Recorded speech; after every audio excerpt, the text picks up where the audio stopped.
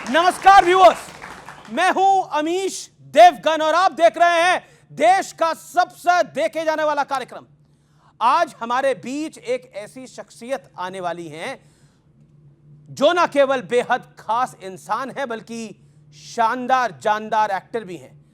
तालियों के साथ स्वागत कीजिए एक और देवगन का। जी नहीं, मैं अजय देवगन की बात नहीं कर रहा बल्कि उनकी better half superstar, super duper star Kajol Devgan की बात कर रहा हूं।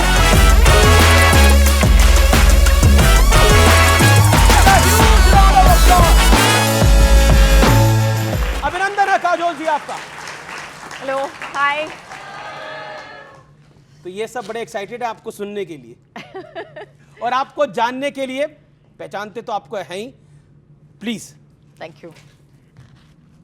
6 Filmfare award, 5 best actress award का रिकॉर्ड और 2011 में पद्मश्री का सम्मान। वो सिमरन भी है, अंजलि भी है, मंदिरा भी है तो मीरा भी है। किरदार अलग अलग हो सकते हैं लेकिन काजोल की मास्टर क्लास एक्टिंग 33 साल से शिद्दत के साथ देश हित में, मैं बड़ी जिम्मेदारी से कह रहा हूं, देश हित में जारी है। आज हमारे साथ स्टूडियोज में साक्षात काजोल देवगन है और मेरा वादा है कि काजोल के साथ ऐसा साक्षात्कार आपने पहले कभी नहीं देखा होगा जैसा आज आप देखने वाले हैं।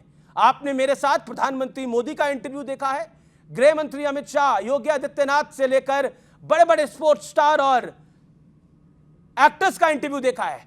तो चलिए संवाद का सिलसिला शुरू करते हैं। एक बार फिर तालियों के साथ स्वागत करिए काजोल देवगन का।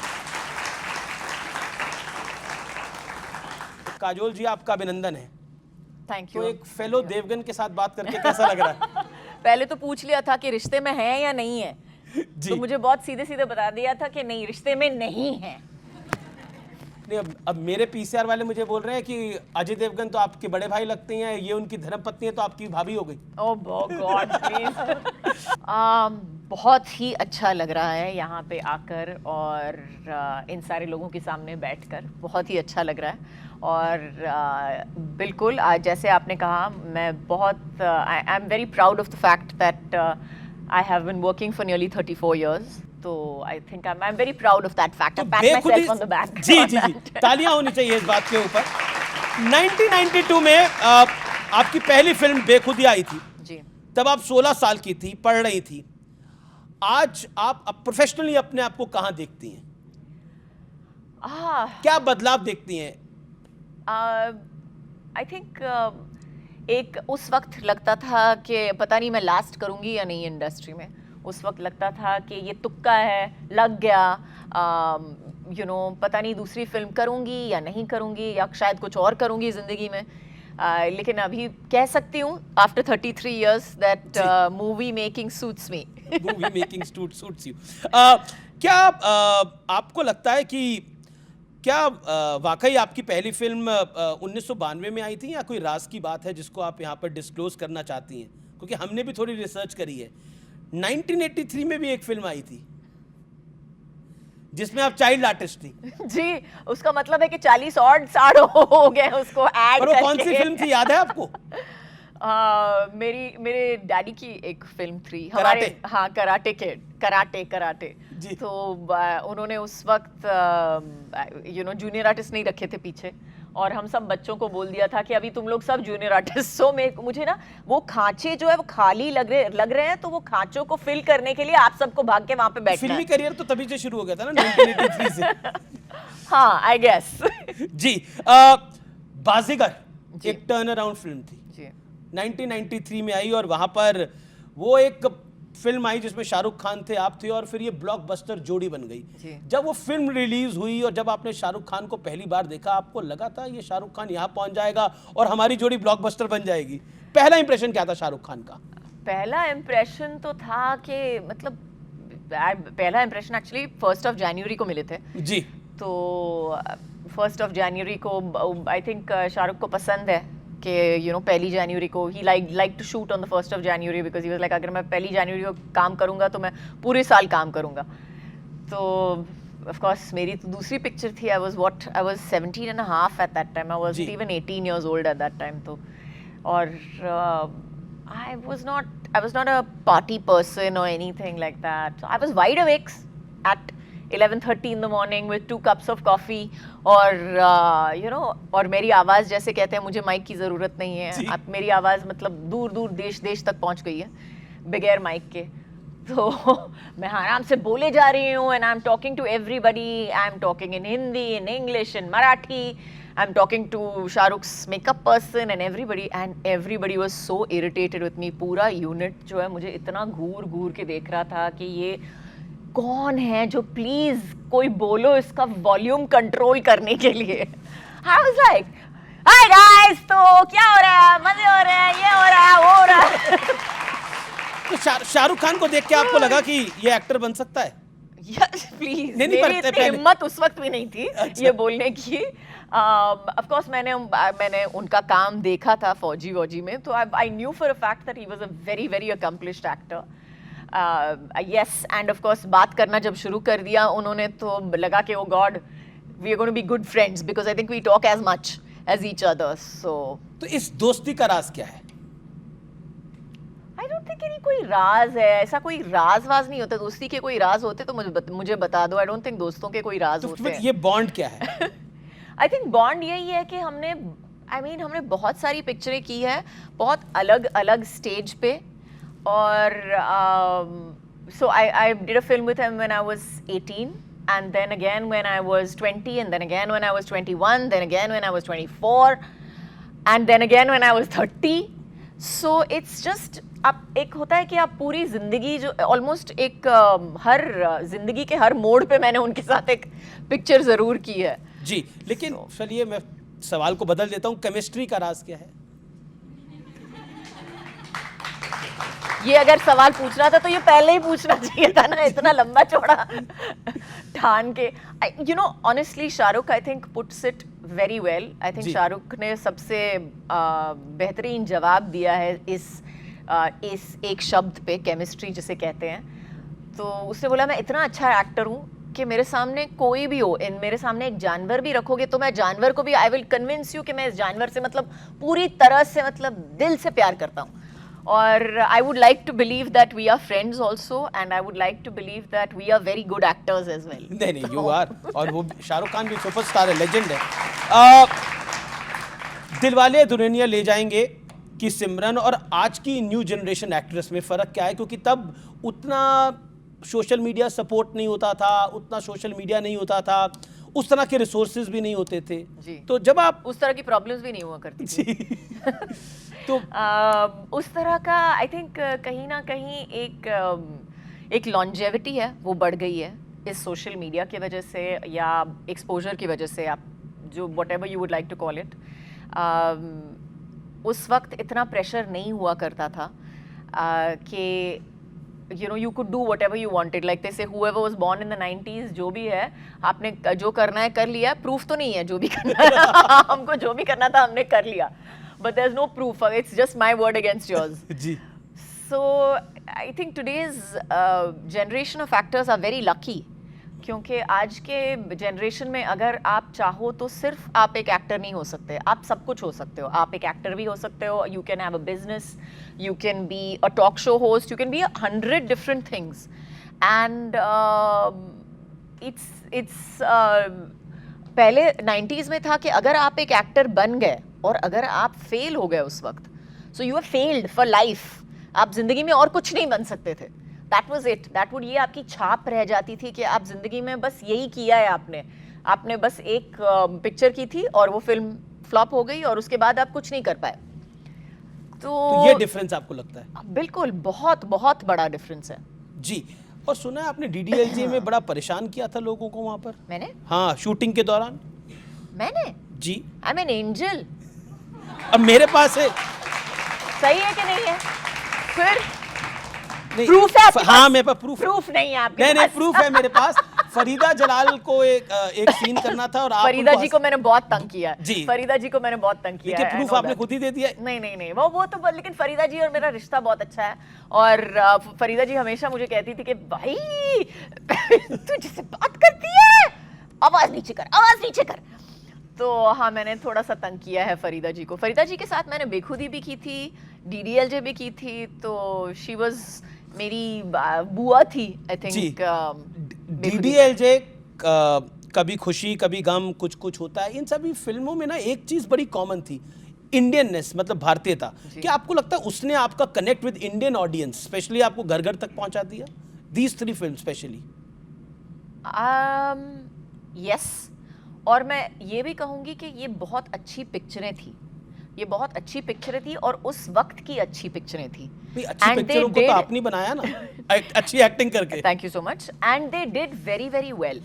बहुत बहुत बहुत सारी पिक्चरें ऐसी भी निकली थी जो उस वक्त काम नहीं की, जो हिट नहीं हुई थी। तो they were also good films but they didn't do well, so they're not remembered till today. Dilwale Dulhania ले जाएंगे और कुछ कुछ होता है, बॉलीवुड का टर्न अराउंड फिल्म्स थी ये दोनों, बॉलीवुड के लिए एक टर्न अराउंड फिल्म्स थी जिसने एक जनरेशन को बदला। आई थिंक अभी तक बदल रहे हैं। आई थिंक DDLJ तो मैं कहूँगी इज अ फिनोमेना। बहुत सारे लोग पूछते हैं कि यू नो आपका कंट्रीब्यूशन बहुत है DDLJ में, what do you have to say? I would say कि हमारा कंट्रीब्यूशन DDLJ में 1990 में ही खत्म हो गया था, 1994 या जब रिलीज हुई थी उसमें ही खत्म हो गया था।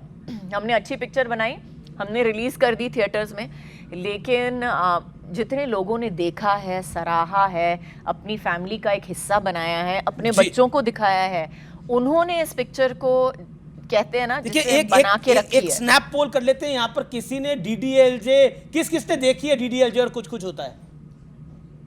सबने almost, I mean 95% people, young generation. कौन है इंसान जिसने ब्लैक शर्ट पहनी और बैठा हुआ है बगैर हाथ ऊपर किए हुए? कौन? ये हाथ ऊपर ही करा हुआ है, ये हाथ ऊपर करा हुआ है, आपने गिराया हुआ हाथ देखिए? नहीं देखिए, गिराया हुआ है, गिरा हुआ इंसान है।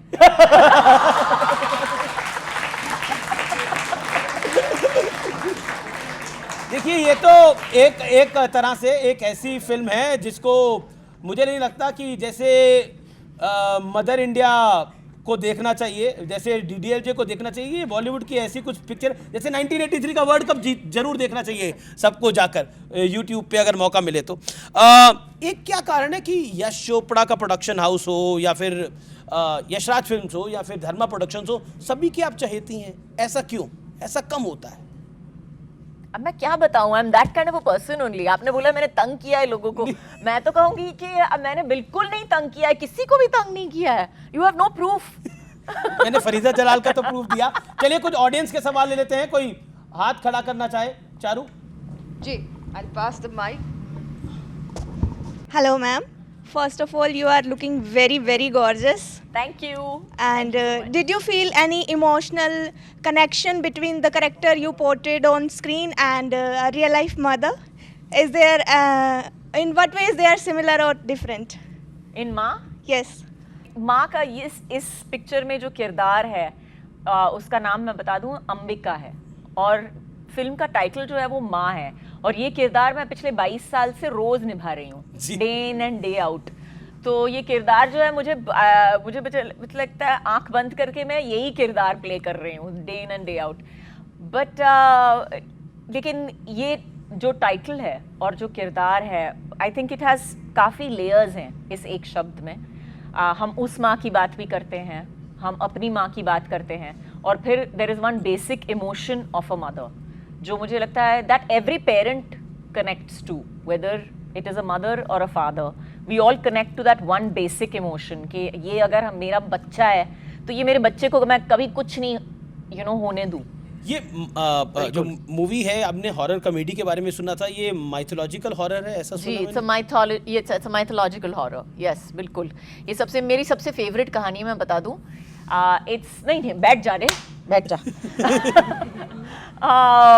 ये सवाल जवाब लंबे चलेंगे, और तो it's one of my favourite stories. It's ये काली माँ और रक्तबीज की कहानी है। तो ये मैंने बचपन में बहुत पढ़ी भी है और बहुत बार अपने बच्चों को सुनाई भी है, अपने बच्चों को डराया भी है उसके साथ। तो ये सब चीज़ें मैंने की हैं, और मेरे सामने जब आई तो मैंने सोचा, I was like oh my God, अगर I have to do this film, I have to do this film. अच्छा, मैंने सुना है कि फिल्म की शूटिंग के दौरान बड़े सारे इंसिडेंट्स हुए थे। आपने सुना? अभी अफवाह है क्या वहाँ पर कुछ डराने वाले इंसिडेंट्स हुए थे? कुछ डराने वाले इंसिडेंट्स हुए थे? डरावनी पिक्चर शूट करेंगे तो डरावने इंसिडेंट्स तो होंगे ना। ऐसे लेकिन ऑनेस्टली कोई डरावनी, इतने आप डरावनी अपनी बेटी के लिए तो डरावनी नहीं है। मैं अपनी बेटी के लिए सबसे डरावनी हूँ। जी बट हमारी जो लड़कियां हैं, छोटी लड़कियां जी, जो जी। ट्रेलर में दिखती हैं आपको, तो हम रात को शूटिंग कर रहे थे कलकत्ता के, मतलब कलकत्ता के से 5 घंटे दूर एक बंगला है, एक गांव में, जहाँ पे हम शूटिंग कर रहे थे और रात को शूटिंग कर रहे हैं। और वो पूरा बंगला जो है, मैं बता दूं, खंडर है। सिर्फ उसमें एक जगह है, मतलब roof there is no roof, there is nothing, and only एक जगह है जहाँ पे पूरी तरह से अच्छी तरह से रखा है, और वो है वहाँ की काली माँ का मंदिर। सिर्फ वो पूरी घर में सिर्फ वो एक जगह है जहाँ पे काली माँ का मंदिर है, वो ही ठीक से रखा हुआ है, और रोज़ वहाँ पे पूजा होती है। और हर काली पूजा को पूरा गांव वहाँ पे जमा होता है, और आके वहाँ पे उस जगह में काली पूजा करते हैं। तो it was a very surreal feeling to go over there and to see it। और रात को हमको कोई लाइट लगाने की ज़रूरत नहीं थी, मतलब 100 लोगों की यूनिट थी हमारी, लेकिन हमको लग रहा था कि हर इसके पीछे क्या निकलेगा, इसके पीछे क्या निकलेगा, और हम सांप से नहीं डर रहे थे, मैं बता दूं। और फिर वो छोटी लड़कियां, सांप कॉमन थे वहाँ पर। हाँ बिल्कुल। और कुर्सी पे बैठ के, मतलब अगर आप कुर्सी पे बैठ रहे हो रात को, शॉट के लिए वेट कर रहे हो, और एक लड़की, इतनी डरावनी लड़की साइड पे बोल रही है, aunty can I have juice? I'm like, no, you cannot have juice, you cannot have juice। तो बिल्कुल शूटिंग के दौरान हम इतनी डरावनी चीज़ों के साथ काम कर रहे थे। और हमने of course there is VFX shooting, और एक्शन भी है काफ़ी पिक्चर में, तो it's a very physically demanding, women centric film भी है ये एक तरह से। I think mass centric. जी क्या आपको मेरा अगला सवाल आपसे ये है कि आपके घर में आप खुद होम मिनिस्टर हैं, और ये जो फिल्म है ये देवगन प्रोडक्शन की है शायद। जी। सो अजय देवगन की मजबूरी हो गई थी आपको एक्टर लेना इस फिल्म में? अजय देवगन पे आशीर्वाद है कि मैंने पिक्चर की।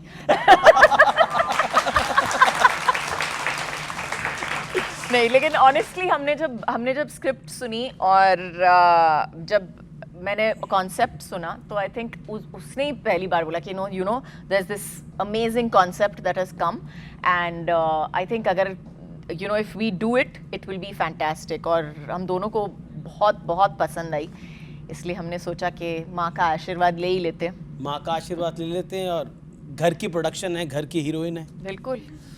तो अजय देवगन को भी ले लेती हैं आप इस फिल्म में, वो भी कुछ कर लेते?